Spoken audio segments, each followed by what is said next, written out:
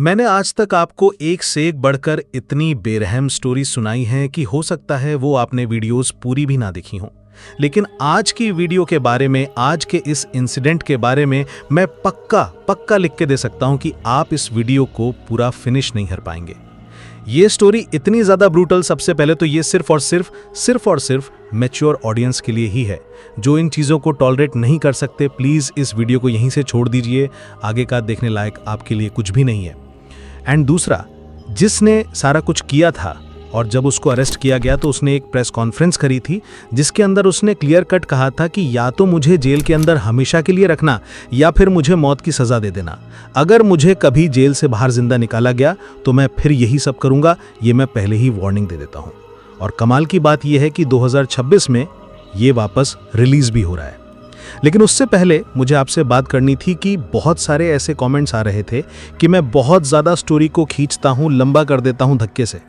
देखिए, मुझे गहराई पसंद है, मुझे डीप जाना पसंद है, मुझे छोटी छोटी रील्स शॉर्ट्स में वीडियोस बनाना, स्टोरीज बताना पसंद नहीं है।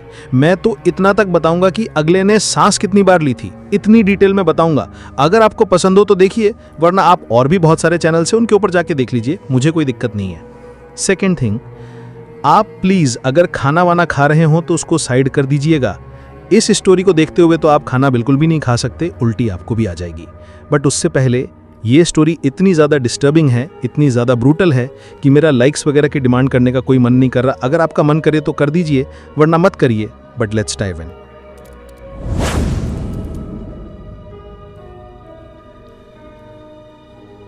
इस बहुत ही इनफेमस स्टोरी को समझने के लिए हमें जर्मनी के अल्बन हाउस में जाना पड़ेगा। और दिन था 24 मई 1969 का, जब यहाँ फ्रैंक गस्ट नाम का एक छोटा सा बच्चा पैदा हुआ। बट फ्रैंक की किस्मत इतनी ज़्यादा बुरी थी कि जिस घर में पैदा हुआ था, इसका सगा बाप, वो इतना बड़ा बेवड़ा, इतना ज़्यादा दारू का चस्का उसको लगा हुआ था कि अपने बच्चे के पैदा होने पर 3 दिनों तक वो हॉस्पिटल भी नहीं आया अपनी वाइफ से या फिर अपने बच्चे से मिलने के लिए। और ये बात वहाँ खड़े फ्रैंक की माँ डैगमा और उनके सभी रिश्तेदारों को इतनी ज़्यादा बुरी लगी कि सभी ने डैगमा को समझाना शुरू कर दिया कि तुमने अपने ज़िंदगी में गलत लाइफ पार्टनर चूज़ किया है। इसके बाद से ही फ्रैंक की माँ के माइंड में भी बहुत अजीब थॉट्स आने लगे। ऑब्वियस सी बात थी, सभी को ये होता है कि एटलीस्ट इस टाइम पर तो सारा परिवार एक साथ हो। और ख़ास तौर पर बच्चे का बाप ही जब हॉस्पिटल ना आए और दारू पी के कहीं गलियों में पड़ा हो तो ऑब्वियसली बुरा लगेगा। यहाँ डैगमा को भी बुरा लगा और 3 महीने ही बीते थे कि डैगमा ने डिवोर्स लेने का सोचा। फाइनली ये डिवोर्स भी हो चुका था। फ्रैंक का बाप तो डिवोर्स लेने के लिए फाइल हाथ में लेकर घूम रहा था, उसको अपना पीछा छुड़वाना था। लेकिन फ्रैंक का एक बड़ा भाई, वो भी डैगमा के हिस्से में आया और फ्रैंक भी अब डैगमा के हिस्से में था। यानी कि 2 बच्चों की केयर अकेले अब डैगमा को करनी थी। तब डैगमा की माँ यानी कि फ्रैंक की नानी इन सभी को अपने घर बुला लिया और डैगमा अब अलग से नौकरी करने लगी, जबकि फ्रैंक की नानी यानी कि डैगमा की माँ दोनों बच्चों का ध्यान रखती। लेकिन ये सब बहुत लंबे टाइम तक नहीं चला।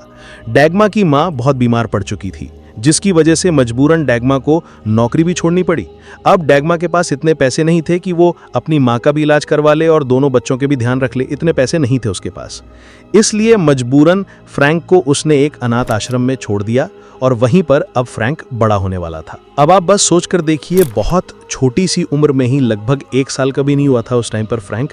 और जब ये इस अनाथ आश्रम के अंदर शिफ्ट हुआ, यहाँ ना तो फ्रैंक को खाने पीने के लिए कुछ ढंग का मिलता, ना ही उसके साथ संगत जो वहाँ आसपास बच्चे रह रहे थे वो कुछ ठीक थे, ना ही वहाँ का जो स्टाफ जो इन बच्चों की देखभाल कर रहा था वो भी कुछ खास नहीं। 4 साल की उम्र तक फ्रैंक उसी अनाथ आश्रम में रहा और ये जो शुरुआती ज़िंदगी के कुछ साल थे उसके, तकरीबन 4 साल, ये 4 साल कुछ ऐसे थे जिसमें उसने अकेला रहना सीख लिया था। जो उसका माइंड डेवलप होना था वो उसने सीख लिया। उसको नहीं पता परिवार का प्यार क्या होता है, उसको कभी मिला ही नहीं और बात बिल्कुल ठीक भी थी।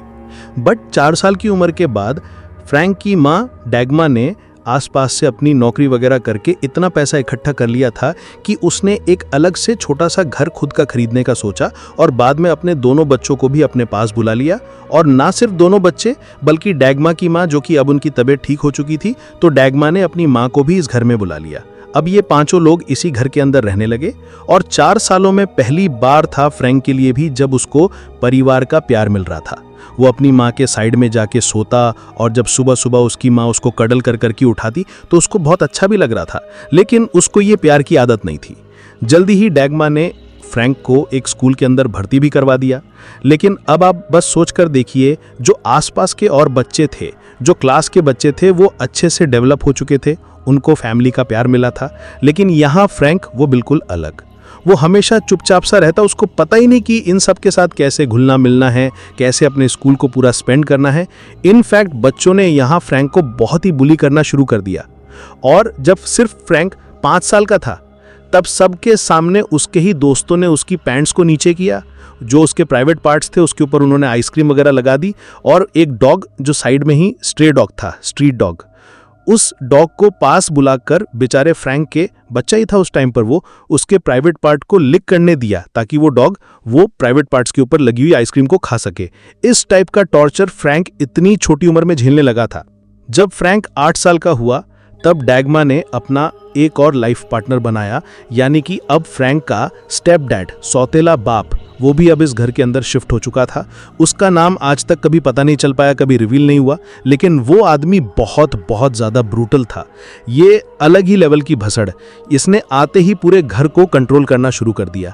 इनफैक्ट कौन कितनी बार खाना खाएगा, क्या खाएगा, ये सब कुछ फ्रैंक का सौतेला बाप ही डिसाइड करता था। अब ऑब्वियसली ये बात डैगमा को भी बुरी लगी। डैगमा के दोनों बच्चे भी इस चीज़ से सफ़र कर रहे थे और डैगमा की माँ ये भी बहुत ज़्यादा परेशान थी। और इतनी ज़्यादा परेशान हुई डैगमा की माँ कि उसने फ्रैंक के बड़े भाई और खुद को इस घर से निकालने का सोचा।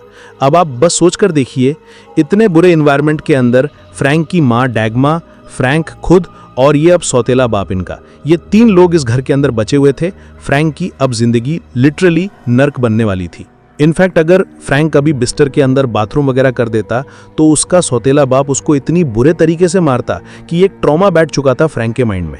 फ्रैंक को एक बात समझ में आ चुकी थी कि इस घर में रहना है तो उसको डिसिप्लिन में रहना होगा, कुछ भी काम वो अटपटा नहीं कर सकता, बच्चों वाली कोई हरकतें नहीं कर सकता। मुझे तो ये समझ नहीं आ रहा कि इस टाइम पर फ्रैंक की माँ डैगमा वो क्या कर रही थी, उसने कोई बीच में इंटरफेरेंस क्यों नहीं करी। बट ये सब कुछ ऐसे ही चलता रहा। फ्रैंक 9 साल का हो चुका था और तब वो स्कूल में से अपनी पॉकेट मनी बचा बचा कर पूरा अपने ही एक दोस्त से एक छोटा सा सूअर का बच्चा उसको खरीद कर ले आया। और जैसे ही फ्रैंक इस सूअर के बच्चे को घर लेकर पहुंचा, छोटे से पिग को, तुरंत उसके बाप ने उसको मारना शुरू कर दिया। पिग का बच्चा तो साइड में बैठा हुआ था, लेकिन फ्रैंक उस पिग को लाने के लिए बहुत बहुत बुरे तरीके से पीटा, क्योंकि घर के अंदर किसी और चीज़ को लाना ये डिसिप्लिन के खिलाफ था। फ्रैंक समझ चुका था कि वो अपने इस छोटे से नए दोस्त को अपने साथ नहीं रख सकता, उसको यहाँ से बाहर लेकर जाना पड़ेगा वापस। फ्रैंक अपना छोटा सा मुंह लेकर वापस उस बच्चे को हाथ में लेकर घर से बाहर निकला और तुरंत अपने नानी के घर पर गया। नानी को जाकर समझाया कि नानी, मैं एक छोटा सा बच्चा लेकर आया हूँ खरीद कर, इसको अपनी पॉकेट मनी बचा बचा कर। लेकिन नानी ने मना कर दिया कि नहीं, घर में इसके बाल वाल हो जाएंगे, ये सब कुछ खाता पीता फिरेगा, इधर उधर सुसु पोटी करेगा, मुझे इसको घर में नहीं रखना, इसको लेकर तुम भी यहाँ से बाहर निकलो। फ्रैंक उस छोटे से बच्चे को लेकर वापस घर के बाहर आ चुका था, लेकिन अब उसको समझ नहीं आ रहा कि वो करे तो करे क्या। इसलिए उसने तुरंत साइड में पड़ी हुई एक छोटी सी रस्सी उठाई, उस रस्सी को उस पिग के गले के अंदर बांधकर एक पेड़ के साथ उसको बांधा। अब आपको लग रहा होगा कि वो इसे यहीं छोड़कर जाने वाला था। नहीं, साइड में पड़ा हुआ उसने एक बहुत बड़ा सारा पत्थर उठाया और उस सूअर के बच्चे के ऊपर ऐसे फेंक कर मारा। बेचारा वो सूअर का बच्चा उस टाइम पर पूरा लैमिनेट हो चुका था रोड के ऊपर। लेकिन अब आप बस सोच कर देखिए, एक 9-10 साल का बच्चा, क्या वो इन चीज़ों को टॉलरेट कर सकता था? इस मोमेंट पर अच्छे अच्छे खून देखकर डर जाते हैं, लेकिन यहाँ पर फ्रैंक डरा नहीं। इनफैक्ट उसको बहुत ही अच्छा सा फील हुआ। सूअर के बच्चे के सारे अंदरूनी अंग बाहर आ चुके थे, उसकी आंतें, उसका पेट, उसका सारा दिल वगैरह वो फटकर बाहर आ चुका था रोड पर। लेकिन उससे डरने की बजाय फ्रैंक उसी मरे हुए सूअर के बच्चे के साइड में बैठा और अपना हाथ उस मरे हुए सूअर के पेट के अंदर डालकर उसकी आंतों के बीच में फंसाकर आराम से सुकून लेने लगा। उसको प्लेजर मिल रहा था। काफ़ी देर तक अपना हाथ मरे हुए सूअर के पेट के अंदर फंसाकर उसकी जो गर्मी थी उसको महसूस हो रही थी। जो खून गरम गरम अभी अभी बाहर निकल रहा था, उससे उसको बहुत फैसिनेटिंग लग रहा था। ये चीज़ किसी के लिए भी आम नहीं थी और यही टर्निंग पॉइंट होने वाला था इस फ्रैंक के लिए पूरी ज़िंदगी का। अब आने वाला जो उसका टाइम था वो बहुत बहुत अलग होने वाला था। आधी आधी रातों को उठ उठकर फ्रैंक अपने घर से बाहर आ जाता, गार्डन में बैठा रहता, क्योंकि उसके जो पड़ोसी थे, इन पड़ोसियों ने बहुत सारे आसपास में जानवर, पालतू जानवर पाले हुए थे। किसी ने खरगोश, किसी ने सूअर, किसी ने कुत्ता वगैरह। और ये वेट में रहता कि जब आसपास के सारे पड़ोसी सो जाएंगे तो चुपके से किसी के गार्डन में जाकर कोई एक आधा खरगोश उठा लाएगा, कोई छोटा मोटा कुत्ते का बच्चा उठा लाएगा। और अब आप बस सोच कर देखिए, आधी रात के टाइम पर फ्रैंक पड़ोसियों के गार्डन के अंदर कूदता, वहां से किसी खरगोश को उठाकर अपने गार्डन में लेकर आता और अपने नंगे हाथों से ही, कोई औजार नहीं, कोई पत्थर वगैरह नहीं, कोई चाकू नहीं, अपने नंगे हाथों से ही बेचारे खरगोश को ऐसे गला घुमाकर उसकी जान लेकर अपने हाथों से ही, 1-2 साल का बच्चा अपने हाथों से ही उसके पेट को चीर फाड़ता और वापस अपना हाथ मरे हुए जानवर के पेट में डालकर पूरी रात वहीं सोता रहता। और जैसे ही सुबह होती, सबके उठने से पहले ये चुपचाप उस मरे हुए जानवर को खड्डा खोदकर अंदर दफनाकर वापस अपने कमरे में जाकर हाथ पैर मुंह ना धोकर वापस अपने परिवार से जाकर मिलता। जल्दी ही फ्रैंक को ये एहसास हो चुका था कि वो किसी की जान लेता है, इसमें उसको कोई भी मज़ा नहीं आता, बल्कि उसको तो मज़ा आता है वो गर्मी फील करने में जो किसी भी मरी हुई चीज़ के अंदर होती है। सो उसने जिंदा जानवरों को ही चीर फाड़ करके अंदर हाथ डालकर वही सोना जारी रखा। लेकिन अब धीरे धीरे फ्रैंक बड़ा हो रहा था, प्यूबर्टी उसको हिट कर चुकी थी और अब उसके नेचर में चेंजेस आने वाले थे। फ्रैंक किस लेवल का इन सब चीज़ों के अंदर डूब चुका था, इसका अंदाज़ा आप यहीं से लगा लीजिए कि वो किसी भी जानवर की जान लेता तो जितना भी खून पहले वो वेस्ट कर रहा था, सभी जानवरों का ऐसे इधर उधर वो बह जाता। लेकिन अब उसने उस ब्लड को कलेक्ट करना शुरू कर दिया बाल्टियों के अंदर, और उन बाल्टियों को भर भर के वो अपने कमरे में रखता। और जैसे ही उसको मौका मिलता, अपने बाथरूम के अंदर जो टब लगा हुआ था नहाने वाला, उन टब के अंदर उस खून को सारा खाली करके बाल्टियों से उस खून के अंदर पूरा दिन वो उसी के अंदर बैठा रहता, क्योंकि उसको ये बहुत ज़्यादा रिलैक्सिंग लग रहा था, उसको इसमें मज़ा आ रहा था। बट काफ़ी टाइम तक ये सब कुछ करते करते अब उसको कुछ नया चाहिए था। इन सब चीज़ों से वो बोर हो चुका था। जो सेटिस्फेक्शन उसको इन चीज़ों को करने से पहले मिल रहा था, वो अब नहीं मिल रहा। मतलब अब उसको कुछ आगे बड़ा करना था, ताकि वो जो पहले उसको सेटिस्फेक्शन मिलती थी उसी को दोबारा फील कर सके, खुद को प्लेजर कर सके। बट उसको कहीं से भी कुछ बड़ा करने का कोई मौका नहीं मिल रहा। आसपास कोई भी बड़ा जानवर नहीं जिसका वो ये हाल करके अपने आप को सेटिस्फाई कर सके। इसलिए उसको ध्यान आया कि जो उसकी नानी का घर है, उसके आसपास काफ़ी सारे घोड़े वाले लोग भी रहते हैं जिन्होंने घोड़ा पाला हुआ है। सो वो बार बार अपनी नानी के घर पर जाने लगा, और जैसे जैसे वो नानी के घर पर रातों को रुकता, रातों को निकल कर स्पेशली वो पड़ोसियों के घर पर जाता, उनकी बैल बजाता ताकि वो उनके घोड़ों के पास बैठकर अपना टाइम स्पेंड कर सके। और ऐसे ही उसकी नानी के घर के बिल्कुल बराबर वाला घर, जिसके अंदर एक अकेला बूढ़ा आदमी रहना था। और जब फ्रैंक ने उस बूढ़े आदमी को पहली बार देखा और उसने पूछा कि क्या आपके पास ये घोड़ा जो है, इसके साथ में थोड़ी देर खेल सकता हूँ, तो उस आदमी ने बिल्कुल भी मना नहीं किया। पूरी रात फ्रैंक उस घोड़े के साथ बैठकर सिर्फ बातें करता रहता, और उस बूढ़े आदमी को भी इसमें कोई दिक्कत नहीं थी। बट तकरीबन 5-6 रात इस तरीके से बिताने के बाद उस आदमी ने फ्रैंक के ऊपर नज़र रखना शुरू कर दिया। और जब रात के टाइम पर जैसे ही फ्रैंक उसके घर पर आता, वो आदमी फ्रैंक को अंदर बुला लेता, और अंदर बुलाकर उसको अच्छे तरीके से तैयार करके, अब आप बस सोच ही सकते हैं, फ्रैंक के मुंह पर, होठों पर लिपस्टिक वगैरह लगाकर, उसको वहीं थोड़ा सा पाउडर वगैरह लगाकर तैयार करके, मेकअप करके ये बूढ़ा आदमी इस फ्रैंक के साथ संबंध बनाता। और इस चीज़ के अंदर फ्रैंक को भी मज़ा आ रहा था। अब ना सिर्फ फ्रैंक को ये चीज़ अच्छी लग रही थी क्योंकि वो उसको संबंध बनाने के बाद घोड़े के साथ टाइम स्पेंड करने दे रहा था, लेकिन तकरीबन 1 हफ्ता ऐसा करने के बाद उस आदमी ने अपने और दोस्तों को बुलाना शुरू कर दिया। और वो सभी दोस्त आकर, वो सभी बूढ़े लोग आकर इस 10-12 साल के बच्चे के साथ संबंध बना रहे थे। सबको बहुत मज़ा आ रहा था, लेकिन ये चीज़ अब ट्रॉमेटाइज कर रही थी फ्रैंक को, और ये चीज़ उसके माइंड में बहुत गंदी हिट कर चुकी थी। 15 साल की उम्र होते होते फ्रैंक बहुत ज़्यादा परेशान हो चुका था। कभी अपनी नानी के घर पर आकर, कभी उस बूढ़े आदमी के घर पर जाकर जहां उसके साथ वो सब कुछ होता, या फिर कभी अपनी माँ के घर पर रहकर। सभी उसको सिरे से इग्नोर कर रहे थे, कोई भी उसका कोई खास ध्यान नहीं रखता। फ्रैंक क्या कर रहा है, क्या पढ़ रहा है, कौन सी क्लास में है, उसके रिजल्ट्स कैसे आ रहे हैं, किसी को कुछ फ़र्क नहीं। फ्रैंक बहुत बहुत ज़्यादा अकेला पड़ चुका था और इसलिए उसने घर छोड़ने का फैसला किया और घर छोड़कर वो सीधा जो यहाँ एक यूथ शेल्टर बना हुआ था एल्बरहाउसन नाम के शहर के अंदर, वहाँ उस शेल्टर के अंदर जाकर उसने कह दिया कि देखिए मैं अपना घर छोड़कर आ चुका हूँ और मुझे यहाँ रहने की जगह चाहिए।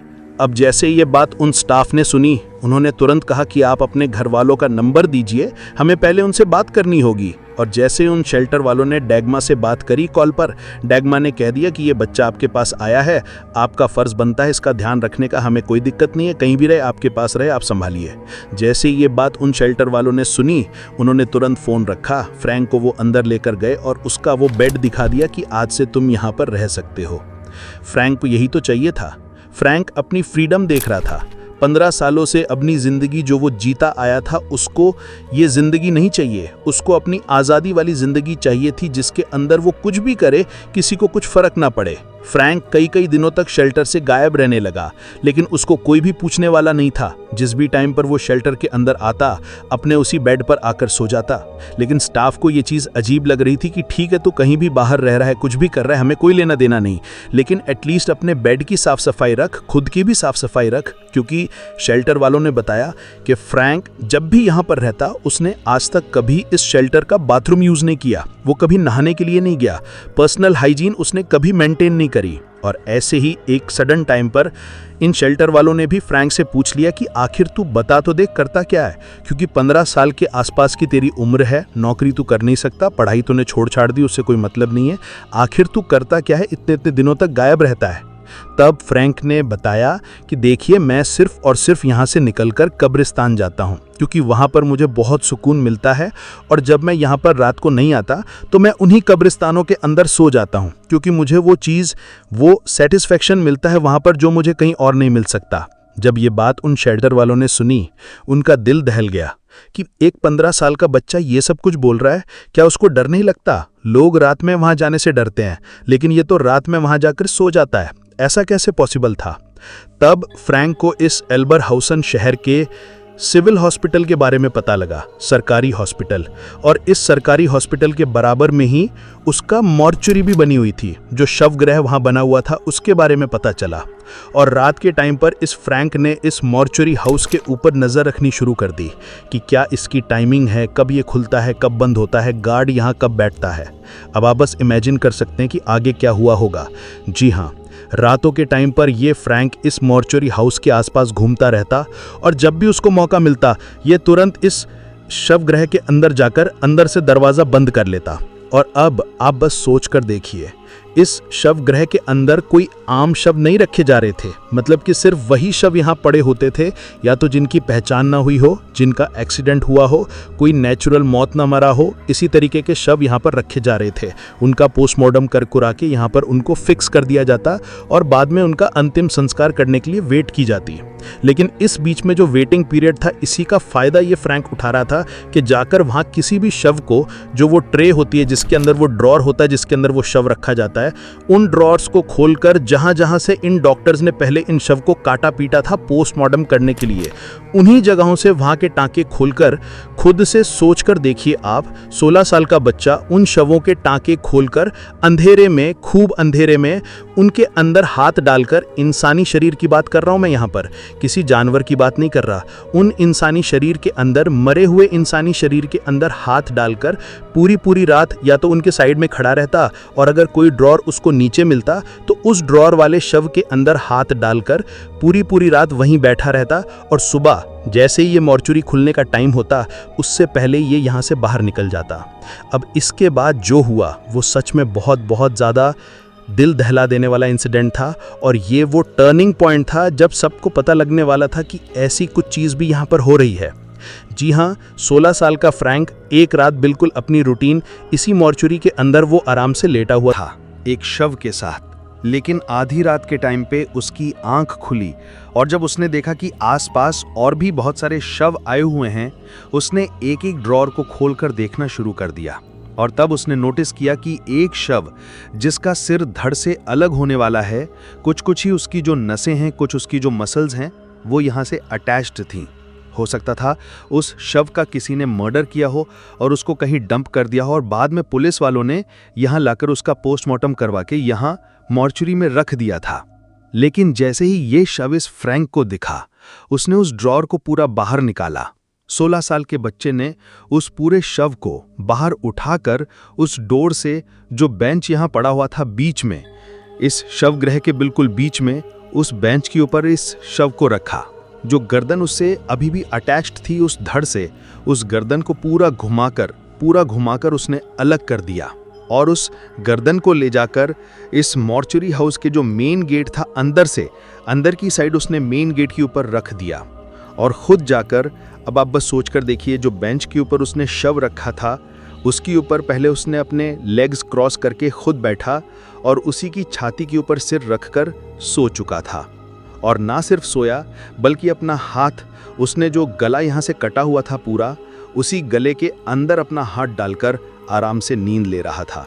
और जैसे ही सुबह हुई, इस टाइम तक फ्रैंक की नींद नहीं खुली थी और सुबह होते ही जो यहाँ का गार्ड था उसने दरवाज़ा खोला और उस दरवाज़ा खोलते ही उसको सामने यहाँ बिल्कुल एंट्रेंस के ऊपर एक खोपड़ी रखी हुई दिखाई दी और इस शवगृह के बिल्कुल बीच में एक बेंच के ऊपर सिर कटा हुआ शव पड़ा हुआ था और उस शव के ऊपर एक 16 साल का बच्चा सो रहा था। बट उस टाइम पे अगर फ्रैंक को पुलिस के हवाले किया जाता किसी भी शव के साथ ऐसे छेड़छाड़ करने के लिए, तो हो सकता था जो आगे आने वाला था उसको रोका जा सकता था। लेकिन नहीं, हॉस्पिटल के स्टाफ वालों ने फ्रैंक को ऐसे ही डरा धमकाकर यहाँ से भगा दिया और उसके बाद फ्रैंक कभी इस शवगृह के अंदर नहीं आया। लेकिन 1992 तक आते आते उसकी वही पुरानी फैंटेसी, एक घोड़े को मारकर उसके साथ ये सब कुछ करने की, ये फैंटेसी दोबारा जाग चुकी थी। लेकिन अभी भी उसके माइंड में सब कुछ था कि अगर वो किसी घोड़े को इस तरीके से मारेगा तो हो सकता है घोड़ा उसके ऊपर पलटवार कर दे, हो सकता है उसको वो लात मार दे, क्योंकि वो अभी भी छोटा है, कुछ ज़्यादा बड़ा नहीं है, उसके अंदर इतनी हिम्मत नहीं है कि वो किसी घोड़े के साथ लड़ सके। बट 1992 तक आते आते उसने सरकार से अपना एक हंटिंग लाइसेंस बनवा लिया। अब वो एक शिकारी था, एक रजिस्टर्ड शिकारी जो किसी भी जानवर की जान ले सकता था। इसी हंटिंग लाइसेंस के बिहाफ पे उसको एक राइफल भी मिल गई, क्योंकि जिससे वो शिकार करने वाला था। इन सभी जानवरों का सरकार की तरफ से उसको एक राइफल भी दे दी गई और फाइनली अब वो दिन आने वाला था जब उसकी ये फैंटेसी भी पूरी होने वाली थी। अब आप बस सोच कर देखिए, दिन दहाड़े भरी दोपहरी के अंदर शहर के आउटर इलाके में जो खाली मैदान पड़े हुए थे, उसको वहां एक खेत के अंदर घोड़ा चढ़ता हुआ दिखाई दिया। तुरंत ही अपनी राइफल लेकर उस घोड़े से थोड़ी दूर उसने अपना निशाना लगाया और 2 शॉट्स फायर किए। बेचारा वो घोड़ा नीचे गिर चुका था। ये दोनों गोलियां जाकर उसके पेट में लगी और घोड़ा अभी भी जिंदा था, वो मरा नहीं। लेकिन उसके नीचे गिरते ही फ्रैंक भागकर तुरंत इस घोड़े के पास गया और जहां से वो गोली लगी थी वहां छेद हो चुका था और इसने अपनी दोनों उंगलियां डालकर, दोनों हाथों की पहली उंगली डालकर उस छेद को बड़ा करना शुरू किया और इसने पूरा बेचारे उस घोड़े का पेट चीर दिया। अब आप बस सोचकर देखिए, ये घोड़ा अभी भी जिंदा है। बेशक उसके शरीर से बहुत भयंकर खून बाहर निकल रहा है, लेकिन अभी भी उसकी सांसें चल रही थीं और यही वो मोमेंट वेट कर रहा था फ्रैंक कि ये घोड़ा जिंदा होना चाहिए, ये मरना नहीं चाहिए अभी, ताकि मेरी फैंटेसी में पूरी कर सकूं। तुरंत उसके पेट को फाड़कर अच्छे से चीरकर फ्रैंक ने अपने सारे कपड़े निकाले, A to Z, एक भी कपड़ा उसके शरीर में नहीं, और तुरंत वो इस घोड़े के पेट के अंदर अपनी लातों को घुसाकर पूरा अंदर घुसकर घोड़े के पेट के अंदर लेट चुका था। और उसको जो वो अंदर गर्मी फील हो रही थी उससे उसको प्लेजर मिल रहा था, वो अपनी फैंटेसीज को पूरा कर रहा था। 8 सितंबर 1998 का दिन आ चुका था और ये वो टाइम था जब वो आसपास के बहुत सारे घोड़ों की जान ले चुका था। आसपास जितना भी जंगल था, उस जंगल के अंदर घूम घूम कर कोई भी जानवर उसको दिखता, वो तुरंत अपनी राइफल से उस जानवर को शूट करके वहीं अपनी फैंटेसीज को पूरा कर रहा था। बट 8 सितंबर 1998 की शाम होते होते ना तो उसको कोई ढंग का जानवर मिला जिससे वो खुद को फैंटेसाइज कर सके, लेकिन बारिश भी ऊपर से शुरू हो चुकी थी। अब ये बारिश उसको बहुत ज्यादा परेशान कर रही, मजबूरन उसको अपनी गाड़ी उठाकर वापस घर जाना पड़ रहा था। तो जैसे उसने अपनी गाड़ी जंगल में स्टार्ट करी, जंगल से बाहर निकला अपने घर जाने के लिए, लेकिन यहां अब कुछ और होने वाला था। पक्के मेन रोड के ऊपर गाड़ी चलाते चलाते सामने से फ्रैंक को दिखा कि एक हिचाइकर है, जो लिफ्ट मांगने वाले नहीं होते, आपने देखा होगा कि टूरिस्ट होते हैं कुछ खास जो लिफ्ट मांग मांग कर पूरे दुनिया के अंदर ट्रैवल करते हैं, उनको हिचाइकर कहा जाता है। या फिर किसी को भी कह सकते हैं आप हिचाइकर, किसी को जाना हो तो वो लिफ्ट मांग कर जाने वाला। तो ऐसे ही यहाँ फ्रैंक को दिखा कि सामने एक हिचाइकर खड़ा है और जैसे वो धीरे धीरे गाड़ी अपने पास लेकर गया, उस हिचाइकर ने हाथ देना शुरू कर दिया। ये असल में एक लड़की थी जिसका नाम कैथरीन थॉम्सन था, और जैसे ही इस फ्रैंक ने देखा कि एक लड़की उससे लिफ्ट मांग रही है, तुरंत इस फ्रैंक ने अपनी गाड़ी के ब्रेक लगाए और अपना शीशा डाउन करके लड़की से बात करने लगा कि हाँ भाई बताओ क्या बीमारी है, कहाँ जाना है। लड़की ने कहा कि मुझे आप प्लीज यहाँ से तकरीबन 40 किलोमीटर दूर दूसरा शहर है, वहां ड्रॉप कर सकते हैं। फ्रैंक ने कहा कि हाँ कोई दिक्कत नहीं है, मैं भी वहीं जा रहा हूँ, आप बैठ जाओ मेरे साथ। तुरंत वो लड़की अपना बैग पीछे वाली सीट के ऊपर रखकर आगे कंडक्टर साइड में बैठ चुकी थी। फ्रैंक ने गाड़ी चलानी शुरू करी और चलाते चलाते दोनों ने आपस में बातें करना शुरू किया। इनफैक्ट दोनों बहुत हंस हंस कर बातें कर रहे थे। दोनों एक दूसरे के साथ जोक शेयर कर रहे थे और कन्वर्सेशन इनकी बहुत ज्यादा फनी चल रही थी। बट तभी फ्रैंक के माइंड में कुछ हिट हुआ।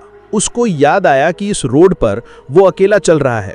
उसको आते जाते कोई भी गाड़ी नहीं दिखाई दी और ना ही इस लड़की को यानी कि कैथरीन थॉम्सन को इस गाड़ी के अंदर बैठते हुए किसी ने देखा।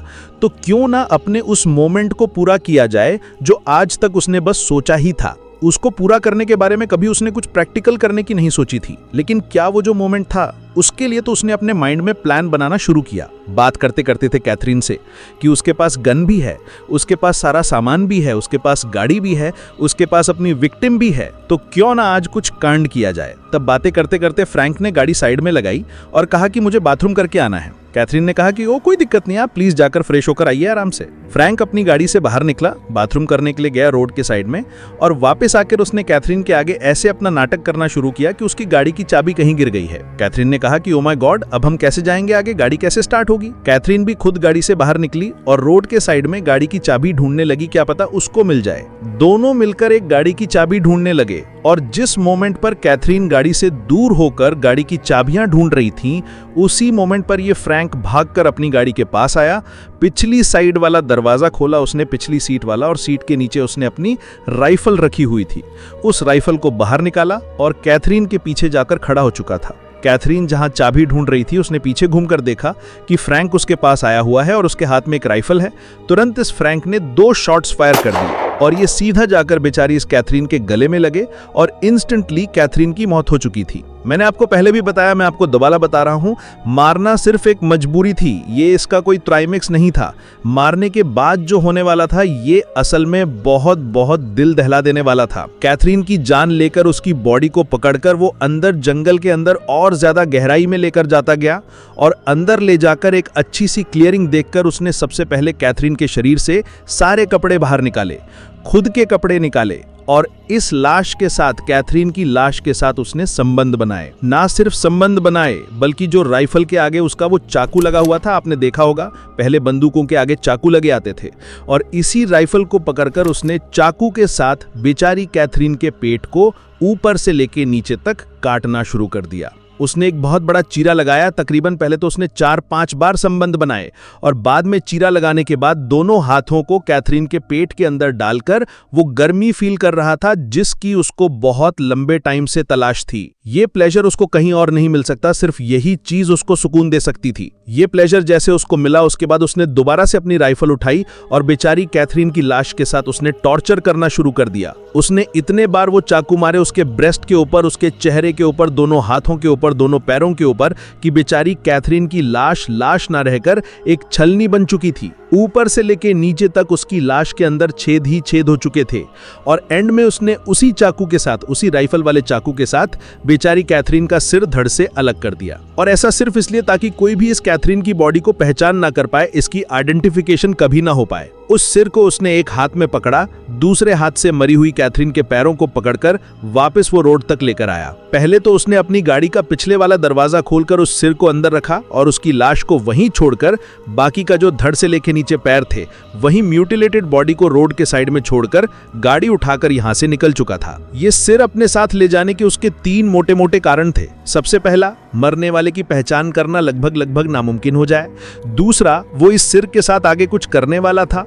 और तीसरा, बाकी का जो शरीर वो वहां पीछे छोड़कर आया था, वो जिसको भी मिलेगा वो खुद एक बहुत ही गंदे ट्रॉमा के अंदर चला जाएगा, और ये चीज फ्रैंक देखना चाह रहा था। उस सिर को लेकर फ्रैंक अपनी गाड़ी घुमाते हुए आगे की तरफ गया और जब घनी रात हो चुकी थी तब उसने फाइनली लास्ट टाइम कैथरीन के सिर के साथ, सोचकर देखिए अब, सिर्फ उसके सिर के साथ संबंध बनाए और फाइनली जब उसको वो प्लेजर मिल गया उसने सिर को एक चलती हुई नहर के अंदर डंप कर दिया। अगले दिन कैथरीन की लाश मिली और जैसे ही ये लाश मिली पूरे जर्मनी के अंदर ये हेडलाइंस बन चुकी थी, क्योंकि ये इतना ब्रूटल मर्डर था जिसके बारे में कोई अंदाजा भी नहीं लगा सकता। जिसने भी इस लाश को अपनी आंखों से असल में देखा था वो जिंदगी भर के लिए ट्रॉमा के अंदर जा चुका था। और ये न्यूज जब हेडलाइंस बनी तो फ्रैंक ने भी इस न्यूज को देखा और वो इस न्यूज को देखकर खुद बहुत ज्यादा कंफर्ट फील कर रहा था कि जैसा वो सोच रहा है बिल्कुल वैसा ही हो रहा है। और पब्लिक के अंदर अब डर बैठ चुका था कि जिसने भी ये कुछ किया है उसका असल आरोपी अभी भी उनके बीच खुलेआम घूम रहा है। असल में इस टाइम तक आते आते फ्रैंक की एक गर्लफ्रेंड भी बन चुकी थी जिसका नाम एल्सी था। और जब ये न्यूज पूरे जर्मनी के अंदर फैल रही थी उस टाइम पर फ्रैंक ने खुद अपनी गर्लफ्रेंड को भी बताया कि ये जो पांड किया है ये मैंने किया है, ये मर्डर मैंने किया है। बट एल्सी को पता था कि ये काम फ्रैंक कर ही नहीं सकता क्योंकि उसके आगे ऐसी इमेज थी ही नहीं फ्रैंक की। लेकिन इस फ्रैंक ने कैथरीन का आईडी कार्ड तक एल्सी को दिखाया कि देखो इसका आईडी कार्ड मेरे पास है। पूरी डिटेल उसने बताई कि कहां उसने कैसे कुछ डंप किया, क्या क्या कुछ उसने इस कैथरीन के साथ किया, उसका सिर कहां पर डंप किया। बट ये चीज इतनी ज्यादा अनबिलीवेबल थी खुद फ्रैंक की गर्लफ्रेंड एल्सी के लिए कि उसको विश्वास ही नहीं हुआ। इनफैक्ट अपनी गर्लफ्रेंड को विश्वास दिलाने के लिए उसको गाड़ी में बिठाकर उस जंगल में अंदर जो क्लियरिंग जहां पर उसने सारा कुछ किया था कैथरीन के साथ उस जगह पर भी लेकर गया।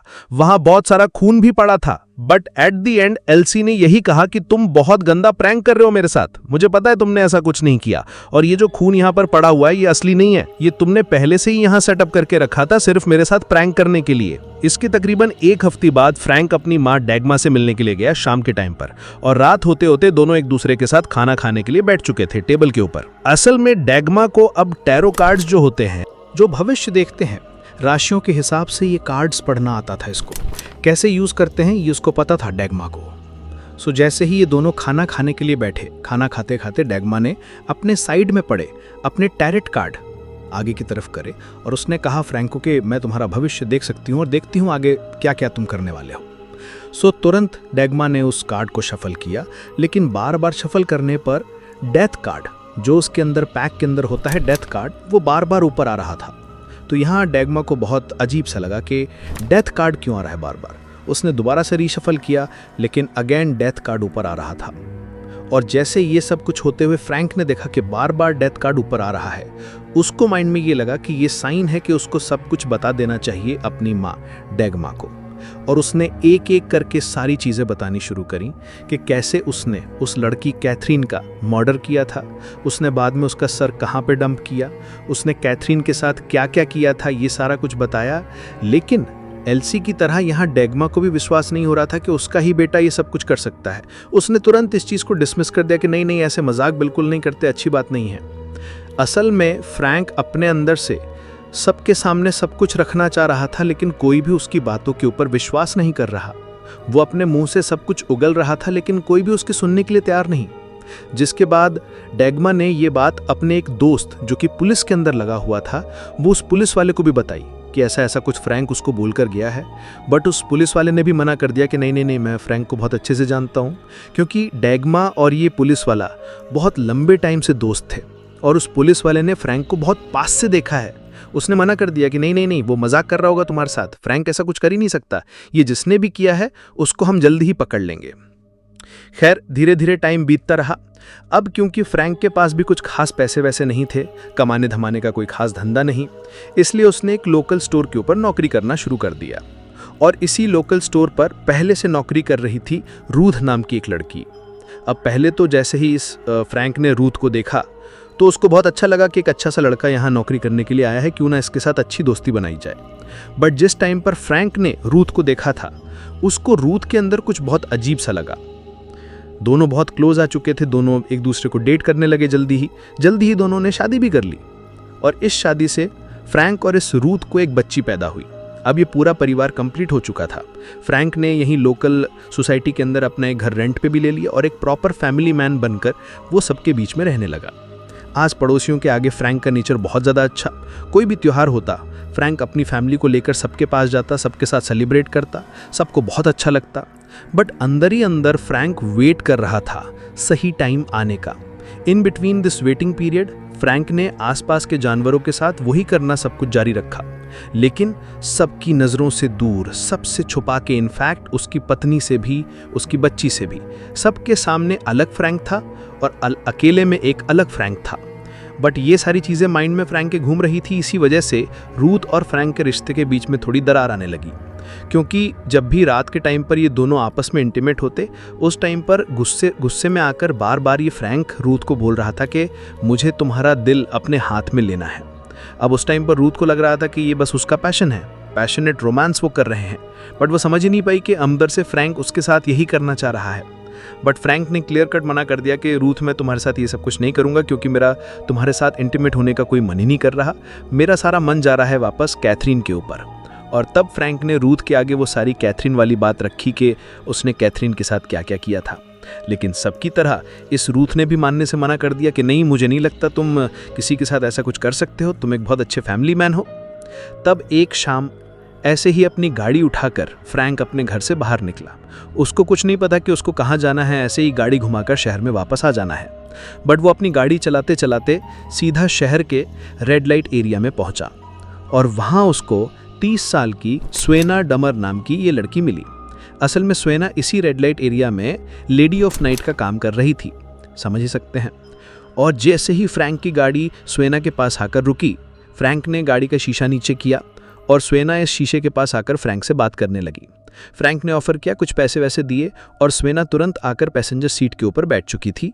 शीशे वापस ऊपर हुए, गाड़ी स्टार्ट हुई और फ्रैंक अब गाड़ी ड्राइव करते हुए आगे की तरफ ले गया। असल में जिस टाइम पर स्वेना इस गाड़ी के अंदर बैठी थी, उस टाइम पर उसने बहुत भयंकर नशे किए हुए थे और अंदर बैठते ही स्वेना सो भी चुकी थी। खैर, इसी सोती हुई स्वेना को गाड़ी में आगे बिठाकर ये फ्रैंक इस गाड़ी को लेकर एक सेक्लूडेड फॉरेस्ट एरिया के अंदर पहुंचा और वहां गाड़ी पार्क करके इसने स्वेना को जगाना शुरू किया। स्वेना को जगाकर वो पीछे वाली सीट के ऊपर लेकर आया और दोनों ने संबंध बनाने शुरू किए। संबंध बनाते बनाते भी बार बार स्वेना की आंख लग रही थी, वो गहरी नींदों में थी, भयंकर नशे में थी। और तभी वो चीज़ हिट हुई इस फ्रैंक के माइंड में। उसने पीछे वाली सीट के नीचे वही अपनी राइफल निकाली और संबंध बनाते बनाते ही, सोच कर देखिए आप, उसने ऊपर से स्वेना के खोपड़ी के अंदर 2 शॉट्स फायर कर दिए और ऑन द स्पॉट स्वेना की मौत हो चुकी थी, नींदों के अंदर ही। खून पूरा उसका उछलकर गाड़ी के अंदर फैल चुका था। लेकिन इस टाइम पर बहुत बहुत रिलैक्स फील किया इस फ्रैंक ने।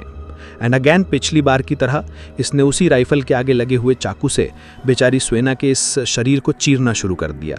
ऊपर से उसने छाती से लेकर नीचे पेट तक बहुत गहरा चीरा लगाया और अंदर के जो भी ऑर्गन्स थे वो अब बाहर आने को उतावले हो चुके थे। सारा खून पूरी गाड़ी के अंदर फैल चुका था। जिसके बाद इस सोचकर देखिए, फ्रैंक ने इसकी आंतों को बाहर निकालकर अपने गले में पहना और बाकी के जो ऑर्गन्स थे जैसे कि लीवर्स वगैरह, स्प्लिन वगैरह, पेट वगैरह, इन सभी के अंदर अपने हाथों को फंसाकर बहुत ज़्यादा प्लेजर लेने लगा। बहुत कंफर्ट उसको लग रहा था, अपने आप को फैंटेसाइज कर रहा था। बट अपने आप को पूरे तरीके से फैंटेसाइज करने के बाद इसने स्वेना के शरीर के अंदर छाती के तरफ इसने और हाथ घुसाए और फाइनली अब स्वेना का दिल इस फ्रैंक के हाथ में था। उसने खींचकर स्वेना के दिल को बाहर निकाला और उसको फील किया, उसकी जो गर्मी थी उस गर्मी को फील किया। और फाइनली ये जो बहुत लंबे टाइम से वेट कर रहा था अपनी फैंटेसी को पूरा करने का, वो फैंटेसी अब इसकी पूरी हो भी चुकी थी। दिल को अच्छी तरीके से फील करने के बाद जब वो ठंडा पड़ चुका था, उसके ऊपर खून जमने लगा था, तब इसने उसी राइफल वाले चाकू से दिल से जुड़ी हुई सारी नसों को काटा। वो जो एओर्टा होती है, हाईवे ऑफ ब्लड जिसको हम कहते हैं, वो सारी नसों को काटकर दिल अलग से रखा, पूरी लाश को गाड़ी से बाहर निकाला, सिर काटा, हाथ पैर काटे बेचारी स्वेना के, और रोड पर गाड़ी को ले जाकर इसने सारा कुछ वैसे ही जैसे इसने कैथरीन के साथ किया था, स्वेना की बॉडी को भी रोड के साइड में अरेंज किया। पूरी धड़ को इसने अलग रखा, पैरों को इसने अलग रखा और पैरों के बीच में वो जो दिल काटा था उस दिल को रखा, और ये सिर स्वेना का अपने साथ लेकर यहाँ से जा चुका था। इस तरीके से अरेंज करने का इसका सिर्फ एक ही मकसद था, ताकि जो भी यहाँ पर आकर सबसे पहले स्वेना की बॉडी को देखेगा उसको एक शॉक लगना चाहिए, उसको एक डर बैठ जाना चाहिए पूरी जिंदगी भर का। स्वेना का सिर अपने साथ ले जाकर एक अंतिम बार अगेन इसने सिर्फ स्वेना के सर के साथ संबंध बनाए। कभी उसके गले के अंदर अपने प्राइवेट पार्ट को घुसा घुसा कर इसने संबंध बनाए, कभी बेचारी का मुंह खोल खोल कर जो कि खून से पूरा भरा हुआ था, मुंह के अंदर ओरली उसने बहुत ही ब्रूटल तरीके से इंटीमेट हुआ। और जब ये सारा कुछ हो चुका था, अगेन इसने सुएना के सर को भी उसी नदी के अंदर डंप कर दिया और यहाँ से जा चुका था। अगले दिन जब सुएना की लाश मिली, पुलिस वाले मौके पर आए और देखते ही समझ चुके थे कि ये जो कैथरीन की लाश मिली थी और ये जो मिली है, इन दोनों का किलर कोई एक ही है और वो अभी हमारे हाथ से बाहर है और वो हमारे बीच में घूम रहा है। लेकिन दिक्कत यहाँ ये थी कि ना तो सुएना को किसी ने किसी के साथ जाते हुए देखा, पुलिस वालों को ये तो पता लग चुका था कि ये सुएना है और यहाँ से गायब है इस रेड लाइट एरिया से, क्योंकि अगले दिन ही उसकी मिसिंग कंप्लेंट भी दायर की जा चुकी थी। लेकिन किसी को भी कुछ पता नहीं चल पा रहा कि वो किसके साथ गई थी, कितने बजे गई थी, कौन सी गाड़ी थी, किसी ने भी उसको आते जाते नहीं देखा। लेकिन अब पुलिस वाले बहुत ज़्यादा डर में थे और उनसे ज़्यादा डर में थी यहाँ की लोकल पब्लिक, जिनके बीच में सब कुछ हो रहा था, क्योंकि कोई भी रात के टाइम पर घर से बाहर निकलने को राज़ी नहीं। इनफैक्ट लड़कियां तो दूर, आदमी तक अपने आप को बाहर सुरक्षित महसूस नहीं कर रहे थे, क्योंकि कांड इतने ज़्यादा ब्रूटल थे कि दोनों ही। सो पब्लिक के साथ साथ पुलिस वाले भी वेट करने लगे कि अगला कांड कब होगा, किसके साथ होगा, और वो बस वेट कर रहे थे कि अब की बार थोड़ी सी गलती करे, कुछ तो गलती करे किलर जो भी है, और हम उसको उस गलती के सहारे पकड़ सकें। बट जब ये सब कुछ पब्लिक और पुलिस सोच रही थी, उस टाइम पर फ्रैंक कुछ और ही सोच रहा था। उसके माइंड में एक और फैंटेसी अब घर कर चुकी थी, और ये फैंटेसी सच कहूँ तो जितनी भी अब तक होता आया था, ये उससे भी ज़्यादा बहुत ज़्यादा ब्रूटल थी। जी हाँ, उसने माइंड में सोचा कि क्यों ना मैं किसी महिला के साथ संबंध बनाते हुए उसके प्राइवेट पार्ट के अंदर बम डाल दूं। सोच कर देखिए आप, एक्सप्लोसिव बम डाल दूं, कोई बारूद डाल दूं और उसके बाद उसको ब्लास्ट कर दूं, तो कैसा होगा, मज़ा ही आ जाएगा। जी हाँ, फ्रैंक अपनी इस फैंटेसी के लिए इतना ज़्यादा सीरियस हो चुका था कि उसने इसको प्रोजेक्ट की तरह लिया, सारा सामान इकट्ठा करना शुरू कर दिया, किस तरीके से एक बहुत ही पावरफुल बट छोटा बम बनाया जाता है उसके बारे में सीखना शुरू कर दिया, और फाइनली उसका एक प्रोटोटाइप रेडी भी था। लेकिन इस प्रोटोटाइप को किसी असली इंसान के ऊपर टेस्ट करने से पहले उसने सोचा कि क्यों ना मैं ये प्रोटोटाइप किसी जानवर के ऊपर टेस्ट करूं। खुद से पैसे देकर ये फ्रैंक एक भेड़ खरीद कर लाया और उस भेड़ को रात के टाइम पर अपने घर से दूर खेतों वाले इलाके में लेकर गया। और अब आप बस सोचकर देखिए, जहां ये पहले पशुओं के साथ सिर्फ चीरफाड़ करता आया था, लेकिन अब की बार उसने उस भेड़ के पीछे प्राइवेट पार्ट के अंदर वो जो रोड बनाकर लाया था, वो बारूद की रॉड उसने घुसाई। रॉड घुसाकर वो भेड़ के सामने आकर बैठा और उससे बातें करने लगा। जी हाँ, फ्रैंक के माइंड में इस टाइम पर यह नहीं था कि ये कोई पशु है या फिर ये कोई भेड़ है। उसको लग रहा था कि ये कोई जिंदा औरत है जिससे वो बातें कर रहा है और उसी के साथ ही सब कुछ कर रहा है। और यही बातें करते करते फ्रैंक उस भेड़ के आगे से खड़ा हुआ, थोड़ी दूर गया और उसके हाथ में जो डेटोनेटर था, उस डेटोनेटर का बटन दबाया। और बटन दबाते ही वो भेड़ जो अभी तक सामने खड़ी थी, लेकिन वो वहाँ से गायब हो चुकी थी, क्योंकि उसके चीथड़े उड़कर पूरे खेत के अंदर फैल चुके थे। कि धमाका इतना ज़्यादा था कि भेड़ आगे से लेकर पीछे तक लिटरली उसका नाम और निशान गायब हो गया कुछ ही सेकंड्स के अंदर। ये चीज़ अपने आंखों के सामने होता देख फ्रैंक समझ चुका था कि अब उसको सिर्फ मारना नहीं है किसी को, या फिर अपनी फैंटेसी को पूरा नहीं करना, बल्कि अब उसको टॉर्चर करना है। जिसके बाद अपने इस टॉर्चर वाले प्रोजेक्ट को अलग से पूरा करने के लिए उसने चीज़ों को कलेक्ट करना शुरू कर दिया। बहुत सारी डक्ट टेप, चाकू, कैंची, सुइयाँ वगैरह, बड़े बड़े सुए, ये सारी चीज़ें उसने कलेक्ट करना शुरू कर दी। तब 20 जून का दिन आ चुका था और फाइनली जो उसने अपना टॉर्चर वाला प्रोजेक्ट तैयार किया था, ये अब रेडी था इसको अंजाम देने के लिए। शाम के टाइम पर अगेन अपने घर से वो गाड़ी लेकर निकला और उसी रेड लाइट एरिया में पहुंचा। और यहाँ रेड लाइट एरिया में रात के टाइम पर 26 साल की सैंड्रा ऑस्टविच नाम की लड़की खड़ी थी। और जैसे ही फ्रैंक ने पहली बार सैंड्रा को वहाँ रोड के साइड में खड़ा हुआ देखा, उसके पास ले जाकर गाड़ी रोकी। सैंड्रा घूमकर ड्राइवर सीट पर आई। फ्रैंक ने शीशा नीचे किया, दोनों के बीच में पैसों की बात हुई कि वो इतने लेगी। तब सैंड्रा भी रेडी हो चुकी थी। सैंड्रा घूमकर वापस आकर पैसेंजर सीट पर बैठी और ये गाड़ी यहाँ से निकल चुकी थी। गाड़ी थोड़ी शहर से दूर ले जाने के बाद गाड़ी रोककर फाइनली फ्रैंक ने सैंड्रा की तरफ घूमकर उससे पूछा कि अगर तुम माइंड ना करो तो क्या मैं तुम्हारे हाथ पैर बांध सकता हूं। सैंड्रा को लगा कि ये हो सकता है क्लाइंट की फैंटेसी हो और उसको खुश करना उसका काम है। इसके बदले उसने पैसों की ज्यादा डिमांड करी। बिल्कुल भी मना नहीं किया फ्रैंक ने कि जो तुम कहोगी मैं तुम्हें दूंगा, कोई इशू नहीं है, लेकिन मुझे तुम्हारे हाथ पैर बांधने दो। तब सैंड्रा रेडी हो चुकी थी। उसने अपनी गाड़ी का दरवाज़ा खोला, अपनी साइड वाला, बाहर निकली, पीछे वाली सीट पर आकर बैठ चुकी थी। तब ये फ्रैंक भी अपनी सीट से बाहर निकला, पीछे वाली साइड पर आया और उसने अपना टूल बॉक्स निकाला, जिसके अंदर काफ़ी सारी केबल टाइल्स वगैरह, हैंड कफ्स वगैरह थीं, रस्सियां वगैरह थीं। और तब इसने सैंड्रा को बिल्कुल बीच में बैठाया पिछली सीट के। एक हाथ पर उसने उसके रस्सी बांधी और दूसरी साइड ले जाकर गाड़ी में एक कोने पर बांध दी। दूसरे हाथ पर रस्सी बांधकर गाड़ी के दूसरे कोने पर बांधा। दोनों पैरों को एक एक कोने में आगे गाड़ी के बांध दिया। मतलब अब पूरे तरीके से बंध चुकी थी, हिलने का कोई सवाल नहीं सैंड्रा का। और बजाय सैंड्रा के कपड़े निकालने के, इसने अपने टूल बॉक्स में से ब्लेड्स निकाले और सैंड्रा के सारे कपड़ों को काटना शुरू कर दिया। कपड़े काटकर ये दोनों आपस में इंटीमेट होने लगे और इंटीमेट होते होते ये सैंड्रा के कानों के अंदर बहुत बहुत ब्रूटल धमकियां देने लगा। फ्रैंक ने कहा कि मेरा मन कर रहा है कि मैं तुम्हारे शरीर को ऊपर से लेकर नीचे तक चीर दूं और तुम्हारा दिल निकालकर तुम्हारी आंखों के ऊपर रख दूं। सैंड्रा को अभी भी लग रहा था कि ये उसकी बस फैंटेसी है, ये सिर्फ बोल रहा है और जब इसका पूरा हो जाएगा इंटीमेट, ये बस इसको ऐसे ही छोड़ देगा पैसे देकर। बट यहाँ सैंड्रा बिल्कुल गलत थी। बट इंटीमेट होते होते एकदम से फ्रैंक रुका। उसने अपनी राइफल बाहर निकाली और राइफल को अपने गले पर लगाकर वो बार बार सैंड्रा को बोल रहा था कि ये लो मेरी राइफल पकड़ो और मुझे अभी के अभी शूट कर दो। मुझे नहीं पता कि एकदम से इस फ्रैंक को क्या हुआ, क्या उसको गिल्ट हो गया या फिर उसका माइंड चेंज हो गया या फिर उसकी फैंटेसी पूरी हो चुकी थी। I don't know. बट वो सैंड्रा को बार बार बोल रहा था कि ये लो मेरी राइफल पकड़ो और मुझे शूट कर दो। सैंड्रा इतनी ज़्यादा डर चुकी थी, वो बार बार बोल रही थी कि प्लीज़ मुझे जाने दो, मुझे छोड़ दो। तुरंत फ्रैंक ने सैंड्रा के हाथ पैरों को खोल दिया और जैसे ही हाथ पैर खुले, बेचारी सैंड्रा जिसके सारे कपड़े फटे हुए थे उनको ऐसे जस्ट पकड़कर गाड़ी से बाहर निकली और बाहर की तरफ भागने लगी।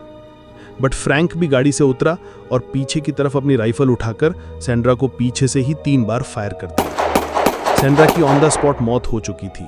बट अपने पिछले 2 विक्टिम्स की तरह अब की बार उसने सैंड्रा के साथ कुछ भी नहीं किया, सिर्फ उसके दोनों हाथ काटकर पास में उसके बॉडी के रख दिए और यहाँ से अपनी गाड़ी लेकर जा चुका था। ये अभी तक समझ नहीं आया, ना ही उसने अभी तक किसी को बताया कि यहाँ पर उसका मन क्यों पलटा, उसके माइंड में उस टाइम पर क्या चल रहा था। जो उसने पिछले अपने 2 विक्टिम्स के साथ किया वो सैंड्रा के साथ नहीं किया, ये आज तक किसी को नहीं पता। अगले दिन सैंड्रा की बॉडी पुलिस वालों तक पहुंच चुकी थी और इसको देखते ही पुलिस वाले समझ चुके थे कि हाँ, तीसरा कांड हो चुका है, लेकिन अभी तक इसका किलर हमारे बीच घूम रहा है। सैंड्रा की लाश को भी देखते ही पुलिस वाले मान चुके थे कि ये भी उसी का काम है जिसने पहले 2 कांड बैठाए थे, क्योंकि वही प्रिसिजन, वही तरीका हाथ को काटने का जो पहले 2 विक्टिम्स के अंदर देखा गया था। लेकिन आखिर ये सब काम कर कौन रहा है? अब पुलिस वालों के पास इस किलर की कोई पहचान नहीं थी, इसलिए पुलिस वालों ने इसको राइमर रिपर का नाम दिया। बिल्कुल ऐसे ही जैसे जैक द रिपर था, जिसकी स्टोरी मैंने आपको बताई थी, जो कि 19वीं सदी के अंदर लंदन के अंदर 5 प्रोस्टिट्यूट्स के मर्डर के लिए बहुत ज़्यादा इनफेमस है आज तक। और आज तक ये कभी किसी को पता नहीं चल पाया कि जैक द रिपर आखिर था कौन। इसकी मैंने पूरी स्टोरी कवर की है, आई एम श्योर आपने ज़रूर देखी होगी वो भी। उसी के बेस पर इसका भी नाम रखा गया राइमर रिपर, क्योंकि इसका भी तरीका बिल्कुल सेम था, प्रोस्टिट्यूट्स को उठाना और उनको मारकर उनकी लाशों के साथ बहुत बहुत बर्बरता करना। बिल्कुल ऐसा ही कुछ जैक द रिपर भी तो करता था। खैर, सैंड्रा के मर्डर के तकरीबन 1 महीने बाद फ्रैंक और उसकी पत्नी को पता चला कि इन दोनों की आंटी जेरल्डीन, उसका डिवोर्स हो चुका है और वो अपने घर में बहुत अकेला फील कर रही है। इसलिए जेरल्डीन ने फ्रैंक और उसकी पत्नी रूफ को कांटेक्ट किया और कहा कि क्या तुम भी मेरे पास थोड़े दिनों के लिए रहने के लिए आ सकते हो। तो फ्रैंक और उसकी पत्नी रूफ ने मना नहीं किया। ये दोनों अपनी बच्ची को साथ लेकर जेरल्डीन के घर पर शिफ्ट हो चुके थे और यहाँ जेरल्डीन के घर में एक छोटी सी बेसमेंट थी नीचे। फ्रैंक ने सभी को बोल दिया, जेरल्डीन को बोल दिया, रूफ को बोल दिया कि ये बेसमेंट सिर्फ मेरी है, इसके अंदर कभी कोई नहीं जाएगा। जब तक मैं यहाँ हूँ तब तक इस बेसमेंट को कोई भी खोलकर नहीं देखेगा। और इस बेसमेंट के ऊपर पूरे तरीके से अब इस फ्रैंक का कब्जा हो चुका था। असल में फ्रैंक इस बेसमेंट के अंदर अपनी फैंटेसीज पूरी करना चाह रहा था, सिर्फ और सिर्फ जानवरों के साथ। उसने बहुत सारे जानवर इस बेसमेंट के अंदर ला लाकर उनके साथ वही टॉर्चर किया, वही हाथ पैर उसके अंदर फंसा कर, कभी कभी तो वो किसी बड़े डॉग को मारकर उसको पूरा पहन ही लेता, उसके सारे शरीर के ऑर्गन्स को अपने सिर के ऊपर लपेटकर इसी बेसमेंट के अंदर पूरी रात पड़ा रहता। लेकिन किसी को भी कुछ नहीं पता था, परिवार वालों को, कि बेसमेंट के अंदर चल क्या रहा है। बट एक रात, तकरीबन आधी रात से भी ज़्यादा का टाइम बीत चुका था और फ्रैंक अभी अभी अपना कांड करके बेसमेंट से ऊपर ही आया था। तब उसने देखा कि जेरल्डीन सामने बैठी हुई है लिविंग हॉल के अंदर और बहुत परेशान सी लग रही थी। तब फ्रैंक जाके जेरल्डीन के पास बैठा और पूछने लग गया कि हाँ जी आंटी बताइए क्या हुआ, आप ऐसे उदास उदास क्यों लग रहे हो। तब आंटी ने बताया कि मुझे मेरी पुरानी यादें याद आ रही हैं, हम बहुत अच्छे से रहा करते थे दोनों पति पत्नी, लेकिन अब डिवोर्स हो चुका है। अब क्योंकि जेरल्डीन अपना सारा कुछ पास्ट बता रही थी फ्रैंक को, तो फ्रैंक ने भी बताना शुरू कर दिया कि उसने पास्ट के अंदर क्या क्या कुछ किया है। और जैसे ही उसने जेरल्डीन को बताया, जेरल्डीन को भी विश्वास नहीं हुआ और आने वाले 2-3 दिनों के अंदर ही जेरल्डीन गायब हो चुकी थी। तुरंत जेरल्डीन की मिसिंग रिपोर्ट लिखवाई गई, लेकिन किसी को भी नहीं पता कि जेरल्डीन आखिर गायब कैसे हो गई। उसका भी अभी डिवोर्स हुआ था। तब पुलिस वालों को लगा कि हो सकता है कोई साइकोलॉजिकल अटैक हुआ हो जेरल्डीन के ऊपर और वो बस कुछ टाइम अकेले रहना चाहती हो और वो यहाँ घर से निकल गई हो। ऑब्वियसली इस टाइम पर फ्रैंक को भी एक सस्पेक्ट देखा गया, क्योंकि वो यहाँ पर रह रहा था जेरल्डीन के साथ। उससे भी पूछताछ की गई, लेकिन पुलिस वालों को कुछ भी पता नहीं चला। बट असल में उस रात जब ये दोनों आपस में एक दूसरे के साथ पास्ट शेयर कर रहे थे और जैसे ही फ्रैंक ने अपना पास्ट जेरल्डीन के सामने शेयर किया और जेरल्डीन को विश्वास नहीं हुआ, तब फ्रैंक ने जेरल्डीन का हाथ पकड़ा, उसको अपने नीचे बेसमेंट में लेकर गया और बेसमेंट में उसने बहुत सारे जानवरों की जो खाल, जो त्वचा उसने लटका रखी थी, ऐसे म्यूजियम सा बना रखा उसने। जैसे ये चीज़ें जेरल्डीन ने देखी, वो ऊपर की तरफ भागने वाली थी, लेकिन इससे पहले कि जेरल्डीन ऊपर भागती, फ्रैंक ने उसको टाइटली पकड़ा और जो औजार उसने नीचे टेबल पर रखे हुए थे, उन औजारों को पकड़कर जेरल्डीन के चिथड़े चिथड़े उसने काट दिए। ना सिर्फ काटे, बल्कि अलग अलग थैलियों में भरकर उसने पूरे शहर में अलग अलग जगहों पर जेरल्डीन के जो लाश के टुकड़े थे वो हर जगह डंप किए।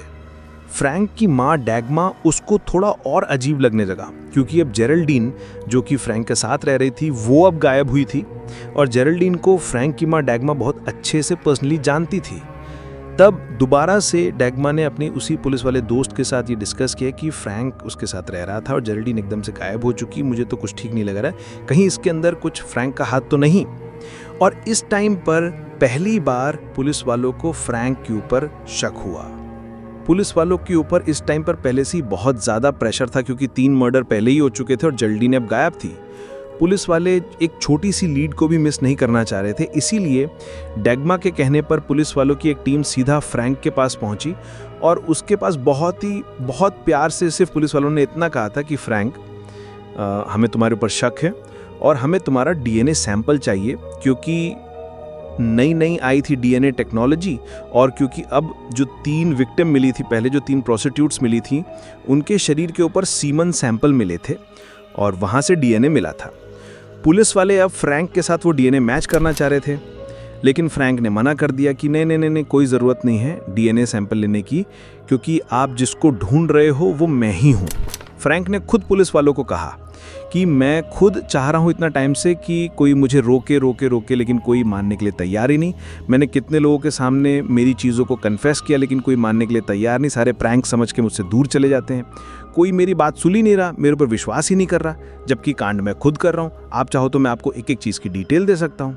और जब पुलिस वालों ने इस घर की बेसमेंट को चेक किया तो पुलिस वालों को सारा विश्वास भी हो गया, क्योंकि नीचे वो जानवरों की बहुत सारी खाल लटकी हुई थी, ऐसे म्यूजियम बनाकर बहुत सारे टूल्स जिनको मर्डर करने के लिए यूज़ किया गया था, बॉम्ब बनाने का सामान वगैरह, वो सारा कुछ उसी बेसमेंट के अंदर मौजूद था और इन सब के बिहाफ पर फ्रैंक को अरेस्ट कर लिया गया। अगस्त 2001 में फ्रैंक का ट्रायल शुरू हुआ और अपने ट्रायल के अंदर खुद इस फ्रैंक ने जज के आगे गिड़गिड़ाकर हाथ जोड़ कर बोला कि जनाब मुझे प्लीज़ डेथ पेनल्टी दे दो, मुझे ये जेल वेल की सज़ा पसंद नहीं है। बट दिक्कत यहाँ ये थी कि जर्मनी के अंदर मौत की सज़ा को बहुत लंबे टाइम से ही बैन कर दिया गया था। अब जर्मनी के अंदर जो सबसे बड़ी सज़ा है वो है लाइफ इम्प्रिजनमेंट की, मतलब कि उम्र कैद की, इससे बड़ी वहाँ कोई सज़ा ही नहीं है। इनफैक्ट जब कोर्ट के अंदर इस फ्रैंक को ले जाया जाता तो ये सबके सामने बहुत हंस के मिलता, मीडिया के सामने इसको बात करना बहुत अच्छा लगता और पूरी मीडिया के आगे उसने एक चीज़ क्लियर कर दी थी। उसने कहा कि या तो अगर आप मुझे जेल में रख रहे हो तो हमेशा के लिए रखना, और अगर आपने गलती से भी मुझे जेल से बाहर निकाला तो मैं फिर वही सब करूँगा जो करने के लिए मैं आज ये सज़ा काट रहा हूँ, मुझे कभी भी जेल से बाहर मत आने देना। और दिक्कत यहाँ ये है 2026 में फ्रैंक जेल से बाहर निकल जाएगा। इस सज़ा को मिलने के बाद उसकी पत्नी रूफ वो उसको छोड़कर जा चुकी थी, लेकिन रूफ को कभी भी अपने सवालों के जवाब नहीं दिए इस फ्रैंक ने। इनफैक्ट जेल के अंदर रहते रहते अभी रिसेंटली कुछ सालों पहले ही इस फ्रैंक ने दोबारा भी शादी करी है और अब इसकी नई पत्नी जो है वो उसके आगे हर चीज़ अपनी बता चुका है, जो जो उसने कुछ किया था, और ये अब बहुत ज़्यादा खुश भी है। जेल में वो कई बार उससे मिलने भी जाती है और 2026 का वो वेट कर रही है जब फ्रैंक फाइनली आज़ाद हो जाएगा। इस फ्रैंक का बाहर निकलना कितना खतरनाक है इस बात का अंदाज़ा आप यहीं से लगा लीजिए कि फ्रैंक की माँ खुद डैगमा ने पूरी दुनिया के सामने प्रेस कॉन्फ्रेंस करते हुए यही कहा कि मेरे बेटे को कभी भी जेल से बाहर मत आने देना क्योंकि वो सोसाइटी के लिए खतरा है। खैर देखते हैं 2026 में अब क्या होगा। जो भी अपडेट होगा मैं आपको दे दूंगा इस केस से जुड़ी हुई। मिलते हैं अगली वीडियो में। ये वीडियो देखने के लिए धन्यवाद।